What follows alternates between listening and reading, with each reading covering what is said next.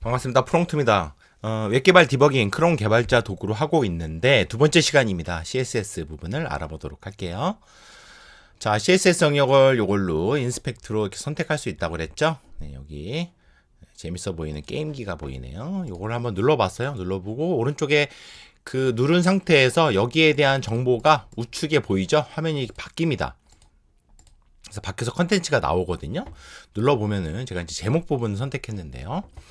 이 노드에는 CSS 클래스 하나 있잖아요. 하나 있는데 과연 이 노드에 어떤 CSS가 반영됐는지 보려면 여기 굉장히 많은 부분이 반영된 걸 확인할 수가 있어요. 실제로 A 카드 UI 헤더라는 여기 하나 정의된 것도 있어요. 패딩, 마진, 그 값이 반영이 되어 있는데 그거 말고도 또 뭐 중복으로 또 선언된 부분도 보이네요. 어떤 이유인지 모르겠지만 그런데 이렇게 여러 개 중복으로 선언된 경우에는 하나만 결정이 되거든요. 하나라기보다 이제 결국에는 계산이 돼서 최종적인 CSS를 따지는데 중복이니까 얘는 그냥 취소가 된 거죠. 취소선이 보입니다. 마찬가지로 여기도 있죠. 모든 태그라고 그래요. 이거는 별표. 모든 태그의 박스 사이징을 이렇게 정의했어요. 근데 요거는 이제 반영이 된 거죠. 근데 위에 반영이 안 된 건 요거는 이제 뭐 웹킷 브라우저라고 그래고 사파리 같은 브라우저에만 특별히 뭐 그 브라우저 지원이 안 될까봐 이런 방법들이 있는데 지금은 이제 박스 사이징 지원이 되니까는 이 안에서의 중복도 요거는 취소가 되고 요건 반영이 된 거예요. 그렇게 보시면 되고 취소됐다. 요 우선순위가 되게 중요한데 지금 우리가 보면은 예를 들어서 요렇게 되잖아요. 그러면은 여기에 선언된 것보다 여기 위에서 보여지는 것들이 더 우선순위가 높다고 보시면 돼요.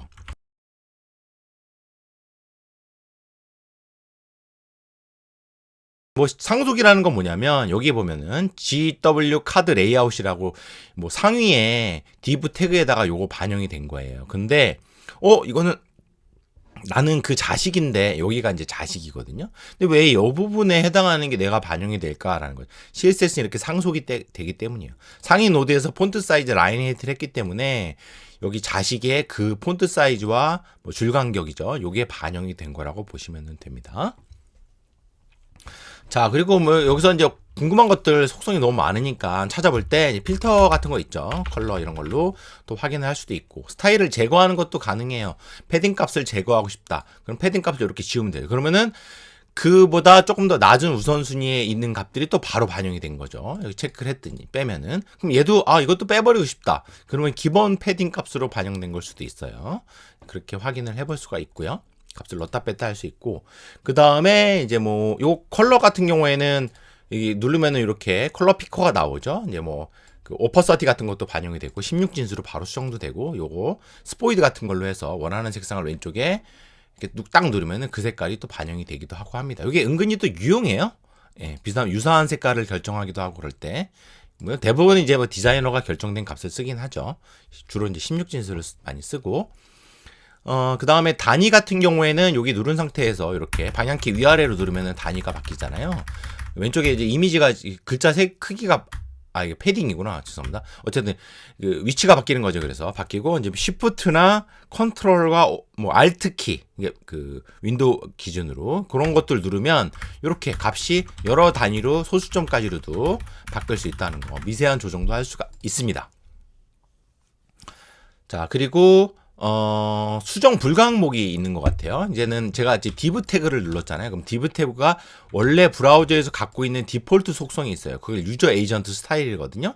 그게 디스플레이 블럭이에요. 그렇기 때문에 이 부분에 직접적인 수정을 할 수가 없죠. 물론 제가 여기서 디스플레이를 뭐 블럭이 아니고 딴 거를 했다. 그러면 가능해요. 그러니까 업데이트 오버라이딩은 되지만 맙소사. 오버라이딩은 되지만 그 부분에 이제 그 디폴트 유저 에이전트 스타일의 이 부분에서 직접 수정은 안 된다는 것이죠. 그 다음에 우리가 한번 HTML 할 때 알아봤는데 이제 플렉스라는 레이아웃을 잡는 속성들이 있어요. 요걸 누르면 여기 해당하는 오른쪽에 이제 또 여기 나오죠. 그럼 요걸 눌러서 어떻게 바뀌는지를 이렇게 보면서 플렉스 속성이 처음에 어렵거든요.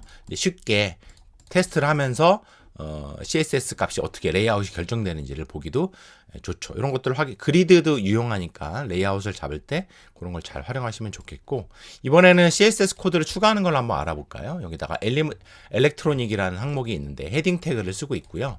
제가 이 부분에 뭐 배경색을 넣겠다 그러면은 여기다가 넣어서 배경색을 넣었어요. 그러면은 엘리먼트의 스타일이라고 되어 있잖아요. 그럼 엘리먼트의 스타일, 즉 여기에 직접 들어간 거예요. 그래서 노드에, 이걸 엘리먼트를 노드라고 그러죠. 노드의 스타일 속성으로 백그라운드는 컬러가 직접 들어간 거죠. 이렇게 되면 우선순위가 굉장히 높습니다. 클래스로 해놓은 것보다. 물론 여기가 아니고 클래스 해당 여러분들이 개발한 클래스에다가 이렇게 이 부분을 옮겨서 추가할 수도 물론 있죠. 새로운 CSS 클래스를 추가하는 것도 가능합니다. 지금 이 선택한 부분은 하나, 두 개의 클래스가 있거든요. 세 개네요. 이걸 누르면 여기 세 개의 클래스가 있다는 걸 나왔죠. 그럼 새로운 클래스를 만들 수도 있어요. 프롬프트라는 거를 만들고요. 프롬프트에다가 이제 프롬프트라는 CSS 클래스가 여기 추가가 된 거예요. 근데 이 프롬프트라는 클래스를 만든 적은 없죠. 그래서 이걸 눌러서 플러스를 눌러서 이제 프롬프트라는 클래스를 하나 만들었어요. 만들고서는 여기다가 원하는 속성을 또 뭐 넣는 거죠. 예를 들어서 뭐 아웃라인을 1픽셀 솔리드 블루다 뭐 이렇게 하면은 테두리가 만들어지는 거죠. 여기 좀 진하게, 그렇죠? 테두리가 해서 프롬프트에다가 속성을 추가하는 거. 근데 간단하게 하려면 이렇게 인라인으로 하고 이 부분을 이제 원하는 클래스에다가 추가하는 식으로 뭐 만들어서 하셔도 좋겠죠.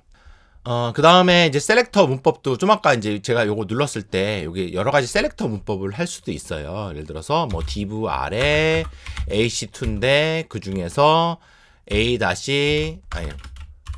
프롬프트라는 클래스를 가진 노드, 이렇게 해서 새로운 셀렉트, CSS 셀렉트 문법이죠. 그런 것들도 만들 수가 있겠습니다. 자, 이제 CSS를 하다 보면 어려운 것 중에 하나가 레이아웃이고, 그 다음에 이제 박스 모델 관련된 건데, 이제 요게 이제 박스 모델로 요 부분이 결정이 된 거죠. 요 div 이제 헤드셋을 이제 감싸고 있는 건데, 요 부분을 딱 선택을 하거나 다른 것도 마찬가지지만 선택을 하면은 모두 다 박스예요. CSS는 기본적으로 직사각형이거든요. 이제 직사각형인데 여기 누르면은 여기에 해당하는 정보들이 나와요. 그래서 요거 말고 딴 거를 좀 눌러볼까요?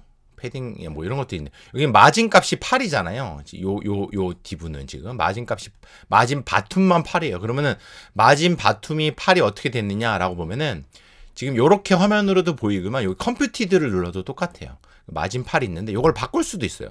마진 값을 막 늘려줘요. 그러면은 이제 위아래 간격이 이렇게 바뀌면서 바로 반영이 되는 거를 확인해 볼 수가 있죠. 그리고 이제 이런 거예요. 이게 마진 8 값이 어디서 반영됐지? 그러면은 요 아래에다 보면은 거기에 해당하는 값이 나와요. 그러면 요걸 딱 열어보면은 마진 8 픽셀이 어디서 반영됐느냐 요거 누르면 나오거든요. 그 위치로 가게 되는 거죠. 그래서 위치로 가서 그 부분이 반영된 것들 여기 보면 마진 바텀 8픽셀 나오네요. 이제 그렇게 해서도 확인할 수가 있고, 다른 부분도 마찬가지예요. 폰트 사이즈 같은 경우에는 여러 군데에서 설정을 해놨거든요.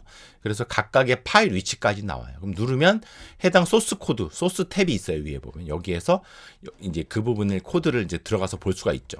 좀 어렵네요. 복잡해 보여서. 그래서 이렇게 해서 이제 원하는 부분을 이동을 한 다음에 이동을 할 수 있어요. 여기 지금 제가 눌렀더니 나오죠. 이렇게 난독화해서 보이는 건 왼쪽 아래 프린트를 눌러요. 그러면은 쫙 펼쳐 보이거든요.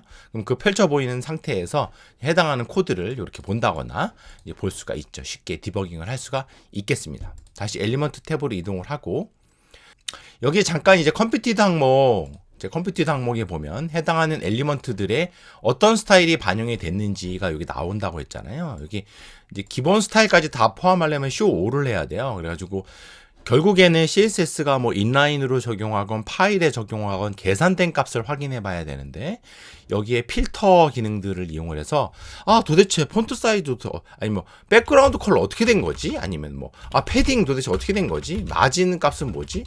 폰트 뭐지? 뭐 이런 것들로 확인을 해보시면 좋아요. 제가 쇼 올로 한 상태에서는 이제 다 나오겠죠. 이게 거기다 지금 이제 디폴트 값이니까 나오고, 폰트는 도대체 어디서 먹은 거지? 그러면은 이걸 눌러가지고 이렇게 보시면은 돼요. 그럼 내가 이 파일에서 설정을 했구나. 이렇게, 또는 다른 사람이 짠 코드를 하면 더 이제 이렇게 이런 확인 과정을 거치면서 디버깅 하시는 게 굉장히 필요하겠죠.